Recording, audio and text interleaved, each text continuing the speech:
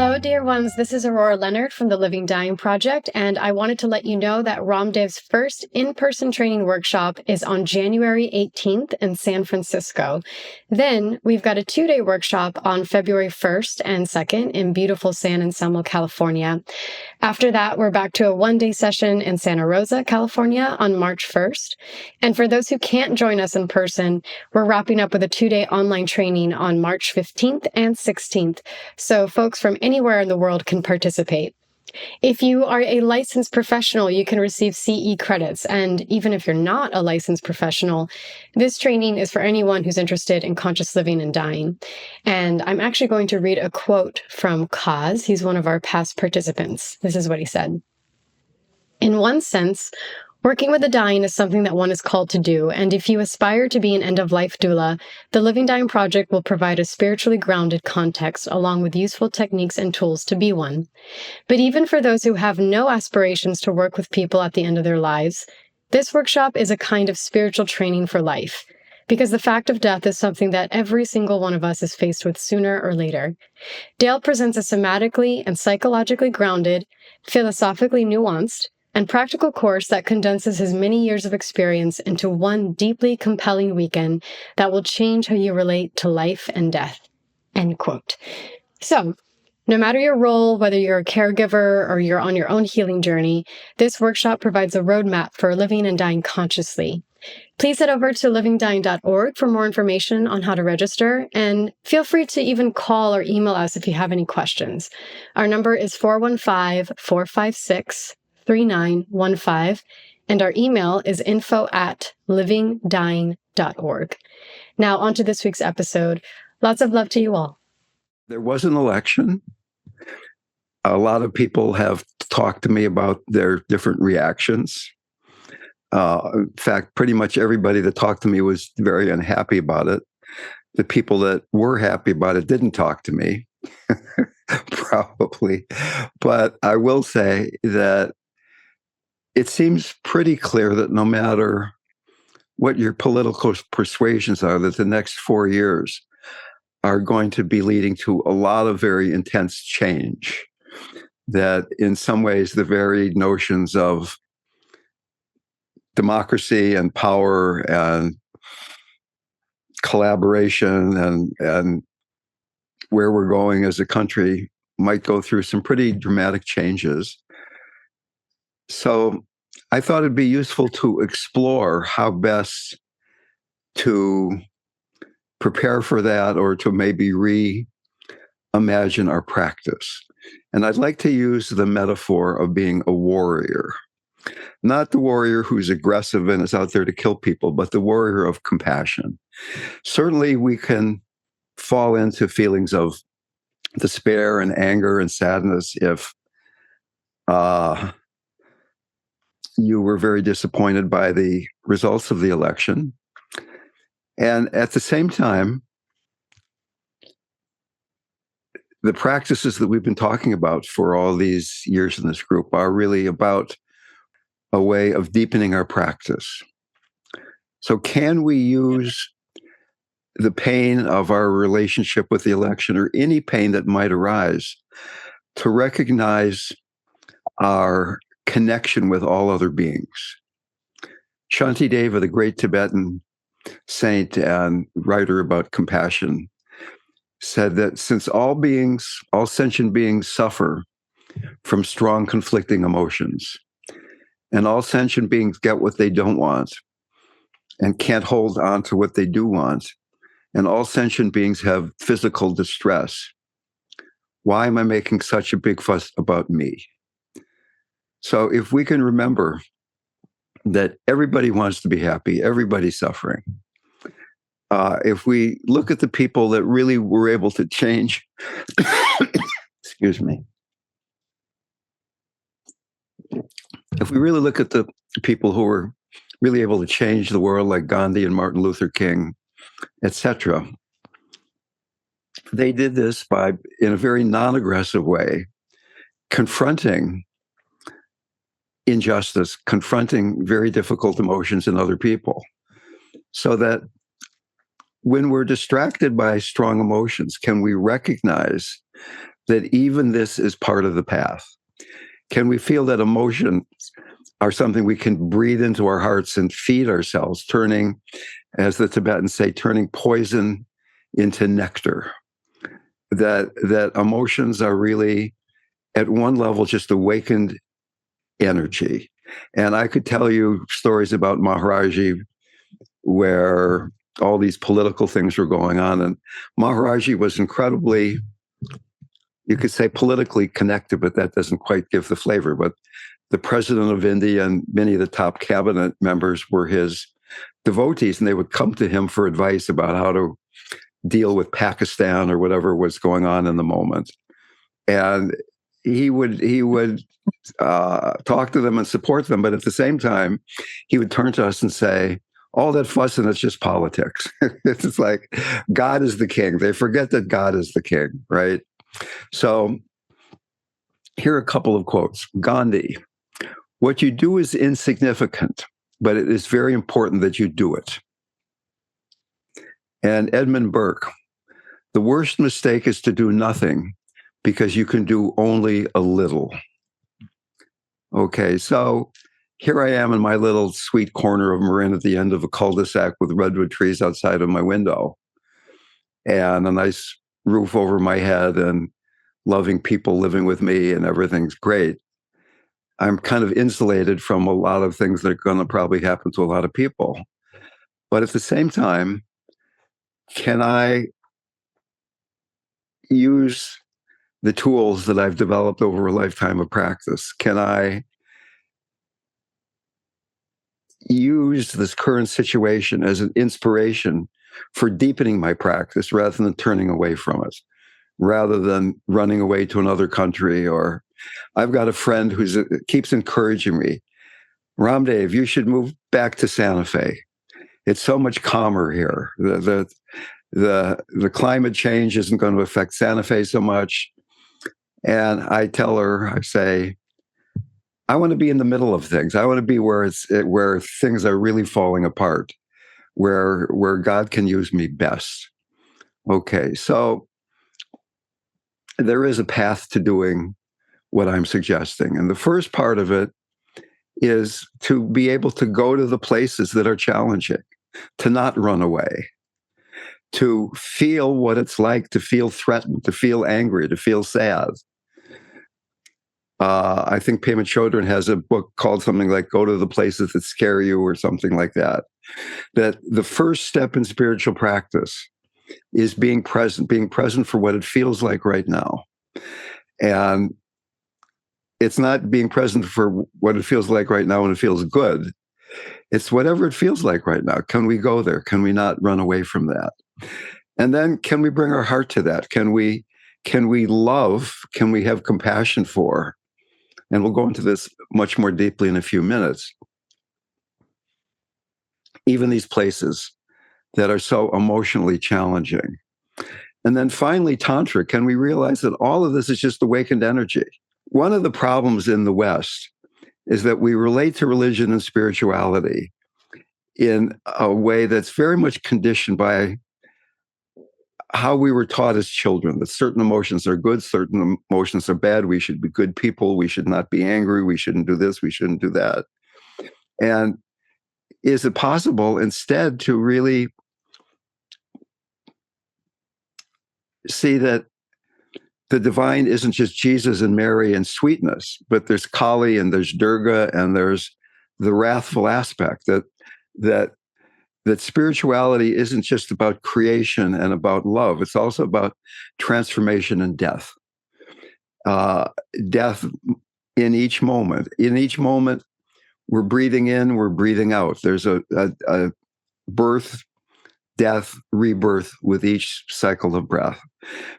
Can we, even right now, as you're sitting there breathing, can you pay attention to that moment, that micro moment at the very end of the out breath, where you've let go and you haven't started the in breath yet, where there's nothing to hold on to, there's nobody doing it, and become intimate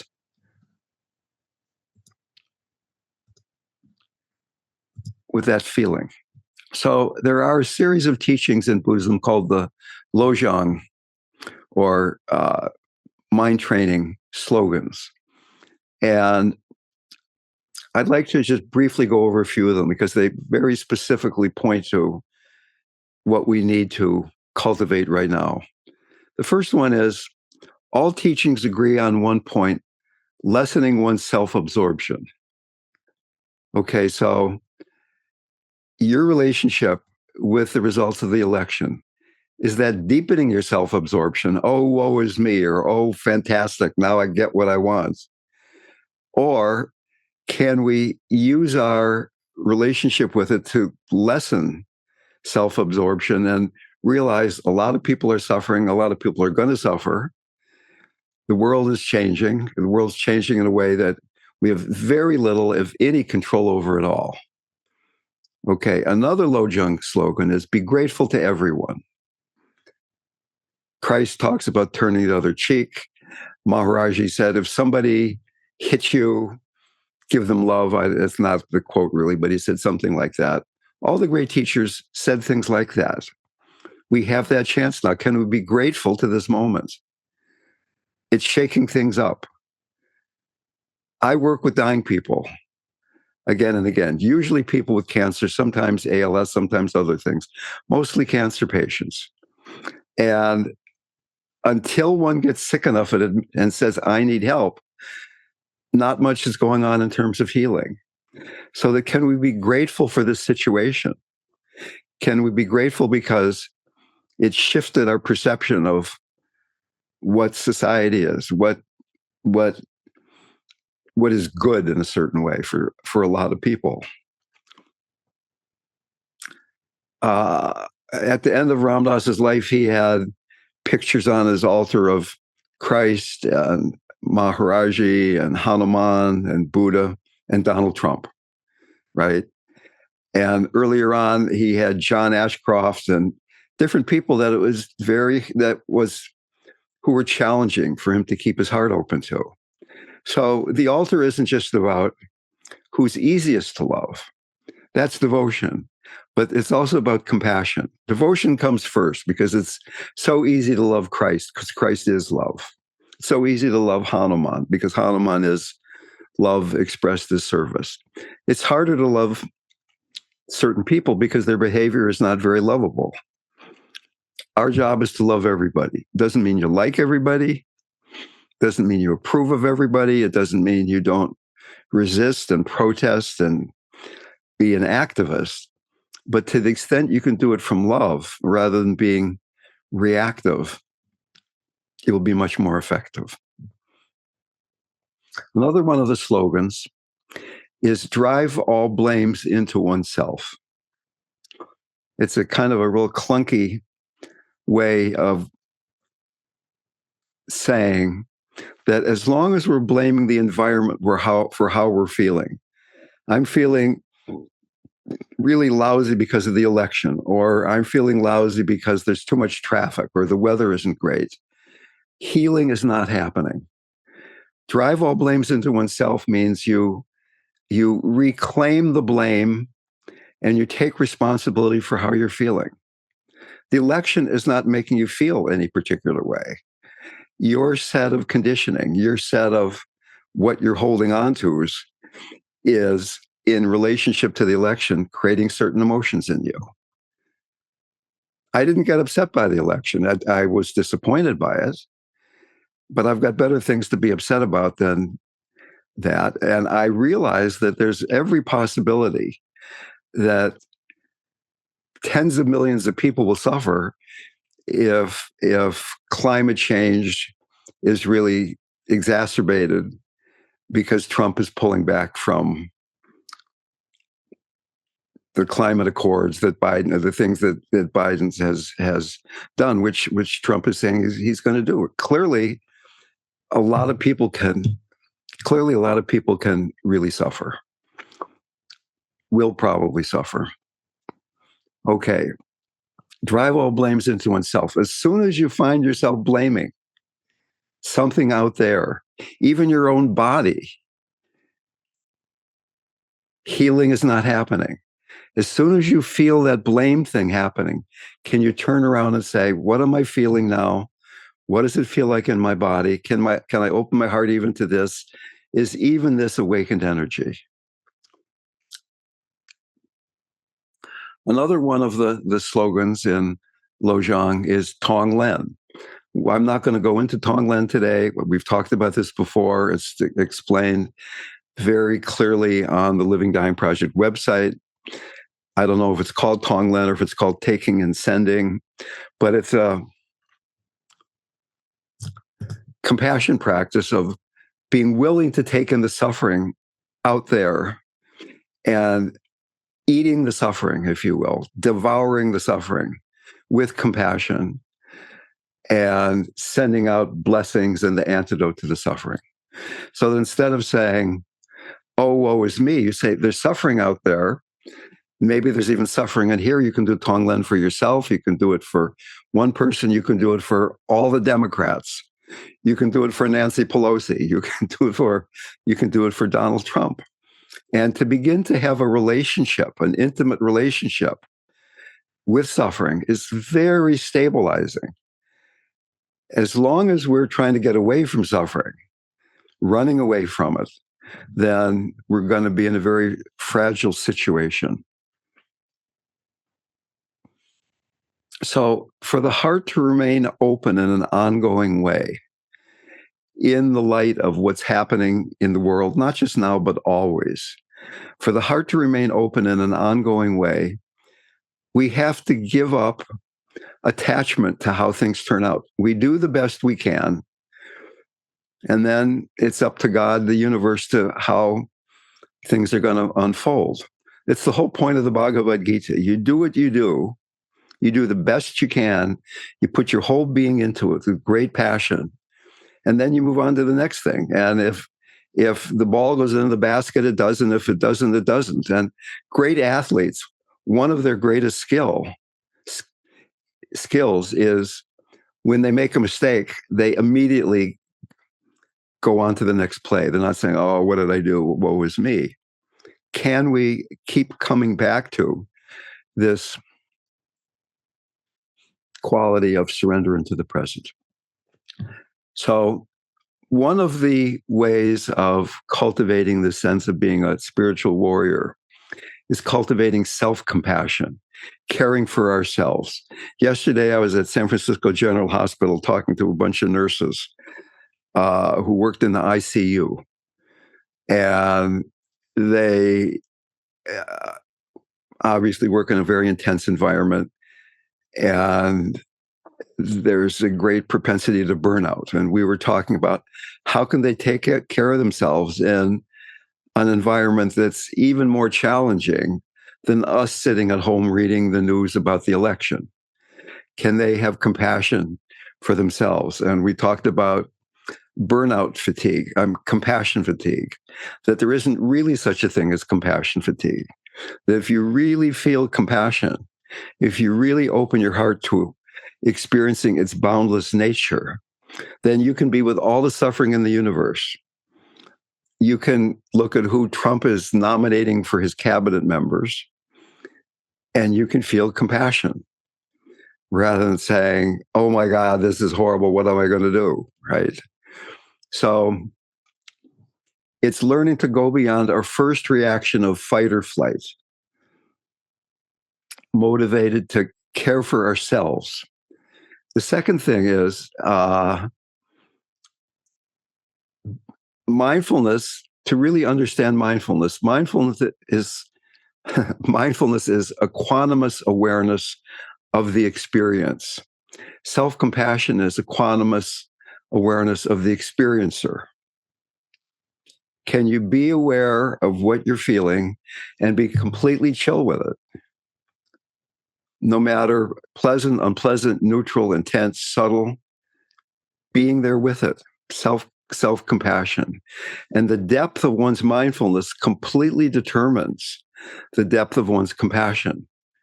Can you really feel the burning quality, the rawness of resisting what's going on in the political world right now, or in the economic world, or in whatever world you're looking at? Can you be willing to treat yourself as you would treat your best friend? Suppose you have a child or you have a beloved and they were suffering in the way that you were right now. How would you respond to them? Probably not the way you're responding to yourself. You would be much, much more generous, much more understanding of this beloved than you are with yourself. Can we realize our common humanity? We talked about that before, but it's really crucial in developing self-compassion. Everyone suffers. Republicans suffer, Democrats suffer, white, brown, black, pink people suffer, men, women, people suffer. Everybody suffers.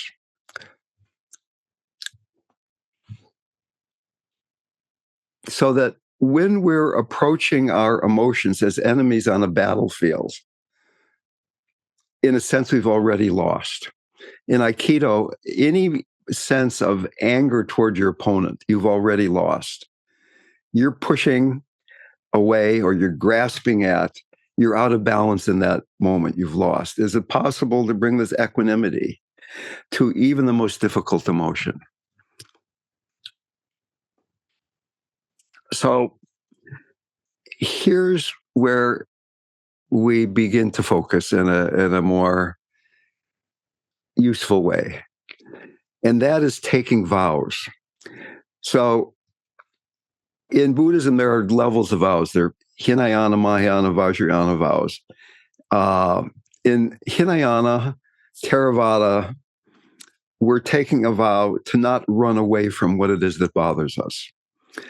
And you can think, I don't want to run away, but it's much more powerful to take a vow. Maybe possible vow would be, when I feel blame, when I feel judgment of other people or myself, I'm going to feel compassion for that. And I'm going to do that until Thanksgiving, or I'm going to do that until Christmas or whatever. And even though you will fail many, many times, just taking the vow, sticking with the vow, sticking with, I'm not going to run away. I'm going to be there for all these emotions as they're arising, is a very, very powerful practice. So we slow everything down. We see the fundamental nature of things, resting in the groundless nature, making friends with your fundamental nature, making a relationship, an intimate relationship with what you're trying to get away from, so that we are projecting internal stuff onto an election. It's not about the election. It's not about Donald Trump. It's about you. It's about me, right? And beginning to form a relationship with those emotions is it's a necessary step in healing. So it's not just an outer enunciation. It's not just renouncing, I'm going to blame, I'm going to stop blaming, or I'm going to meditate more, or I'm going to be kinder to people, whatever vow you take. But it's also an inner vow to renounce the urge to do those things. It's not just, I'm going to force myself to be a better person, but to really get in there to the extent of being able to be with the urge, the motivation, that almost imperceptible feeling that precedes the action. So is it possible then to be with the spaciousness, the space itself, that the clinging and condemning are arising in?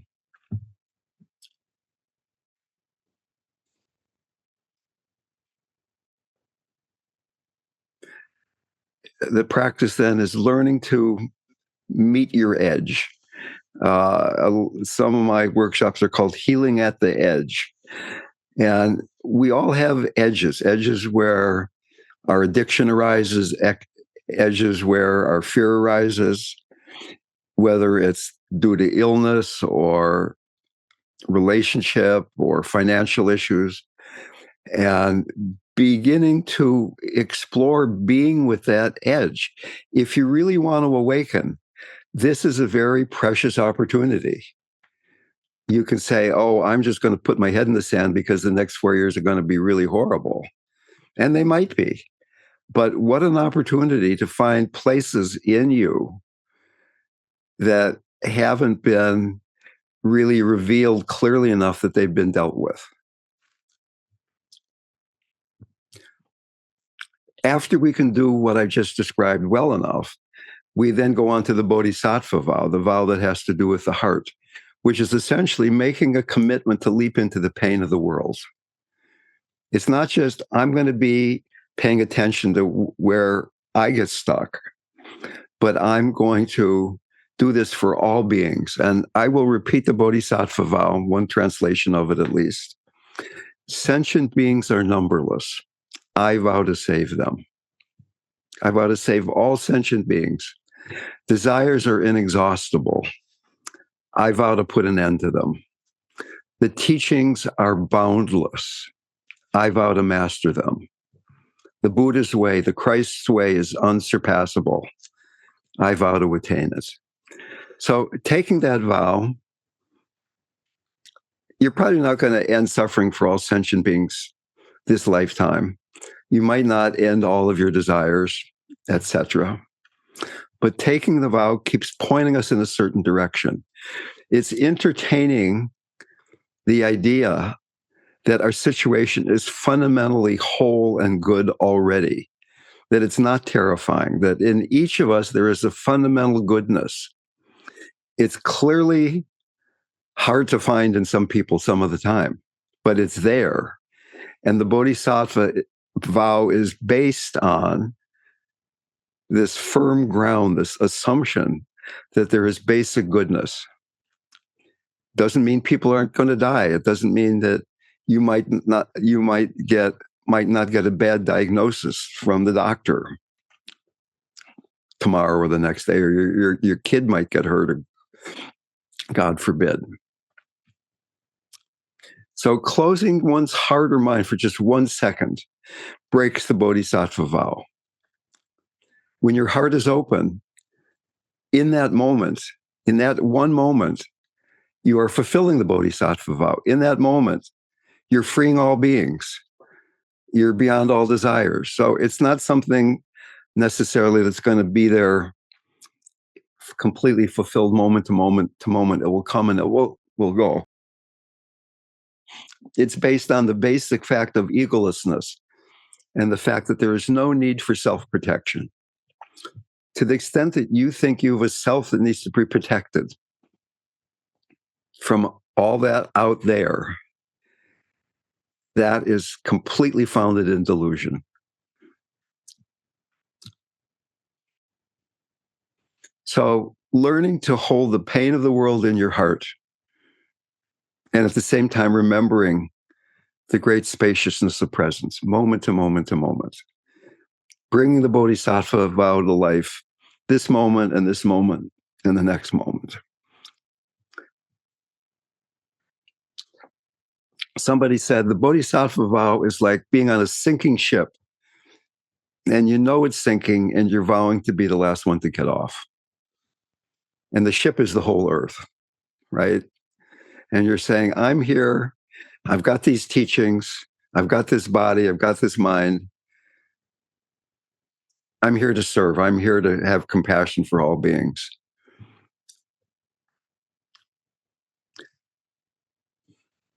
We're making friends with our fundamental nature. And the third vow, the tantric vow, is vowing to understand the nature of things. Who is this I who took the vow in the first place? Is there an I in the usual way we think about it? It's letting go of identity. So in the first vow, we're giving up wishing things to be better. This is the way they are. I'm going to pay attention to it. In the second vow, we're giving up practicing for ourselves. In the third vow, we're giving up our assumed identity. And one other thing that just came to mind is that certainly the things I'm talking about are so much easier to do in community than they are to do alone. I'm so grateful to be in a relationship with Natalie, who is my Dharma partner, right? And being able to be with you guys and to have other satsang groups that I lead or participate in. Very difficult to look at the ignorance, the aggression in the world all by yourself and not get caught in it.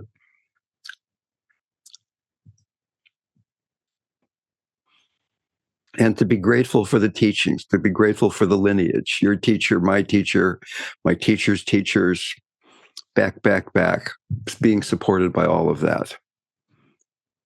Okay, opening up to discussion.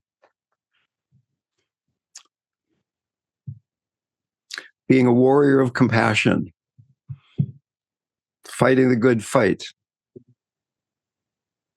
Dale, I just want to mention when we were in San Francisco with my daughter and her husband a couple of days ago, and we ended up in a part of the mission that was very difficult to see.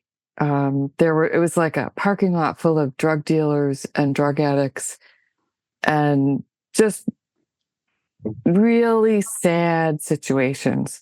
And I told Dale, it's like, let's get out of here. All I want to do is run. And I'm just listening to Dale talk now. I'm thinking like, yeah, my heart just like totally shut down. I wasn't afraid of, well, I think I was, there was fear, but I just like, it was so overwhelming. These people needed so much help. And I was so upset because nothing was being done. Like there's not enough is being done. Let's put it that way. So it was, I guess, that was a really good lesson for me that like, bang, like this is too much, shut down the heart. And then Dale and I were talking at dinner and it's like, yeah, just like go to India. You'll really see the suffering. And it's like a day-to-day practice there. So, but that's one of the most difficult things, I think, is just the other people's pain. So we were in that particular place because Natalie's son-in-law wanted the best burrito in the world, which supposedly is that you can purchase it on Mission Street. And I talked about these vows at these different levels of practice. And if we really think back about what I've been saying about the chakras, for instance, the first vow of being present is the antidote to fear, guilt, and shame. Does anybody remember what is the demon or the difficult emotion that makes it difficult to open the heart? Does anybody remember that? So the answer is grief. And the solution in terms of getting grounded, getting centered, the next solution is having appropriate boundaries. So is it possible to walk down Mission Street and there are screaming schizophrenics and fentanyl addicts and dealers and God knows what else going on, and you feel the grief of the sadness that these people's lives are in very difficult situations that maybe they're beyond help, at least in the moment, it seems. And if it becomes overwhelming, then creating a boundary. There's me and there's not me, right? Rumi talks about grief being the garden of compassion. So there's this grief that people are suffering, they're not getting the help they need, they're addicted, they're not the mental health services there's not enough money, there's not enough social workers. How can that be transmuted into compassion? How can we transmute the feeling of separateness, which gives rise to grief, to the feeling of compassion? And is it possible that you can even practice to the point that you realize that you're not separate from the fentanyl addict, from the schizophrenic, from whatever, from the Republican, from Elon Musk? There, I said his name. Okay, right? That as long as we're pulled back and saying, I'm separate and I don't like you, suffering is going to be there. And it takes practice. It takes equanimity. It takes having compassion for the place in yourself where you do pull back. How about let's face the music and dance? Let's dance. But at the same time, maybe sometimes we have to protest and raise our fist and say no more. But certainly dancing to the music, seeing life as a dance rather than as a chore, is a good way to get started, I would think. Well, us drag queens, we dance in protest. Okay.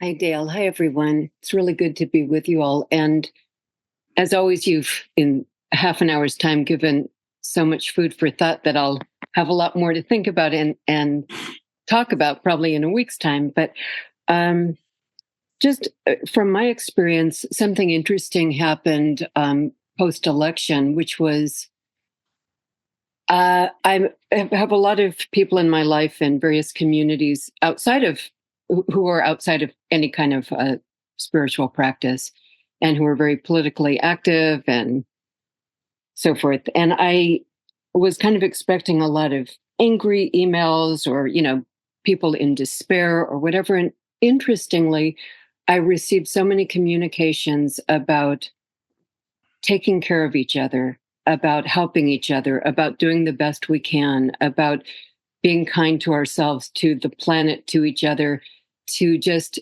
kind of going towards whatever is awaiting us with love, whether the word was used or not. And I know from my own practice that, compassion practices, metta practices, it requires discipline and it's not always easy. But what I found was that compassion was arising kind of naturally and organically with people who wouldn't even consider themselves spiritual beings. And that gave me great hope and reminded me that did remind me of all of our essential goodness, the bodhicitta. And yeah, it was very hopeful. And at the same time, not ignoring like what's going on, what could happen, but not coming from a place of fear, really coming from a place of love. Also, I remember the story about RamDev. I remember it in the context of him having a picture of Caspar Weinberger on his altar way back during the Vietnam War, and that's always stuck with me. And I have a metta practice every morning, and I include everyone, and sometimes I can't get. Sometimes it's the edge of my practice to get really specific about, certain people who I feel are going to really do damage to the world or who are headed that way. But I know that when I chant metta for all beings, that everyone's included. And I just really hold that in my heart. And I also know that I'm included too in that. So one more thing I just wanted to say, if you indulge me, is that I've been coming to this group since the beginning of this year, I think, maybe the end of last year. Today's my birthday. And on my birthday, happy birthday. Thank you, Dale. I really like to spend some time in reflection about, I always live from a state of appreciation, but what I really am grateful for, and I just want to say to everyone who's on this call and who's listening, I'm grateful to all of you. I'm very grateful, Dale, to you and to Natalie, and just for this Sangha. It's just such a sweet Sangha. And I just want to thank everyone. Send my love to everybody.